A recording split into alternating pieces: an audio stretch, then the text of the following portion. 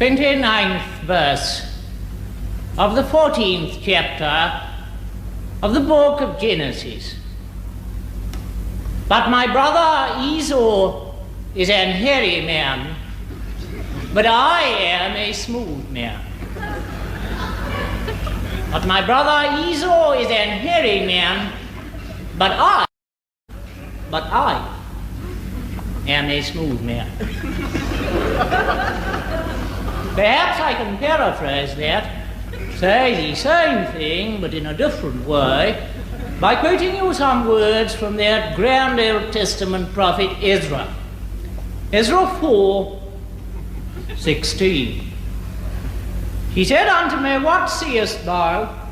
And I said, Lo, I see the children of Bebai numbering 673, and I see the children of Asgad numbering 1,474. I see the children of Bebai numbering 673, and I see the children of Asgad numbering 1,474.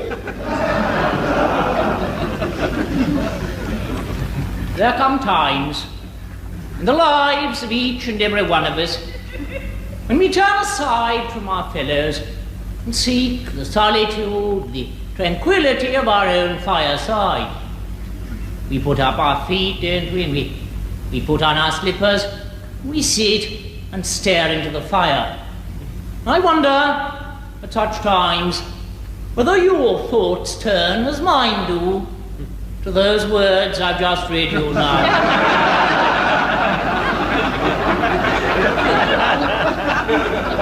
They're very unique words, they're very special words, because these are words that express, as so very few words do, that sense of lack which lies at the very heart of modern existence.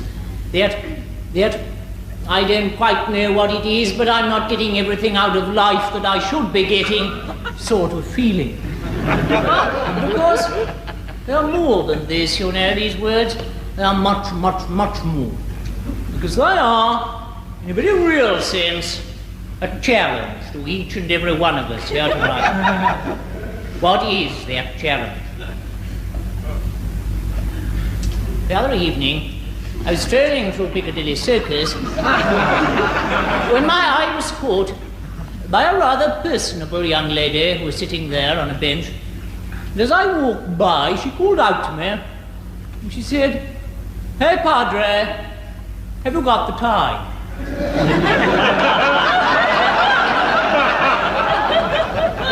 I had the time, and I stopped and told it to her, and she seemed most anxious to chat, so I sat down beside her on the bench. In the course of conversation, I laid my hand upon her knee, and suddenly she said, "Hey, Padre, what's the little game?" "Hey, Padre, what's the little game?" I was very grateful to that young lady, because, you see, she put me in mind of the kind of question I felt I ought to be asking you here tonight. What's the little game? What is this whole vivid, exciting little game that we call life about? Very many years ago, when I was about as old as some of you are now, I went mountain climbing in Scotland with a very dear friend of mine. There was this mountain, you see, we decided to climb it.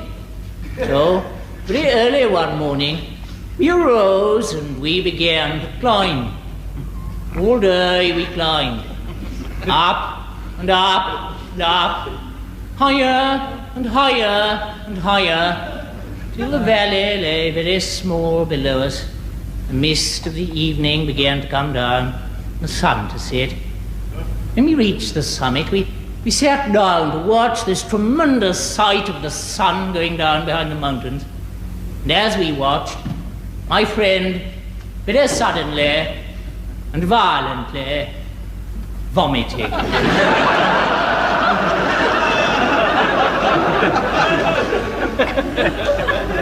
Some of us think life's a bit like that. It isn't, you know. Life, well, it's rather like opening a tin of sardines. We're all of us looking for the key. Some of us think we found the key, don't we? Oh, we think we found the key. We roll back the lid of the sardine tin of life. We reveal the sardines, the riches of life therein. We get them out, we enjoy them. But you know, there's always a little bit in the corner that you can't get out. I wonder, is there a little bit in the corner of your life? I know there is in mine. So now, I draw to a close. We prepare to go out into the world. I want you, in times of trouble and sorrow and hopelessness and despair, amid the hurly-burly of modern life, if ever you're tempted to say, oh, stuff this for a lark,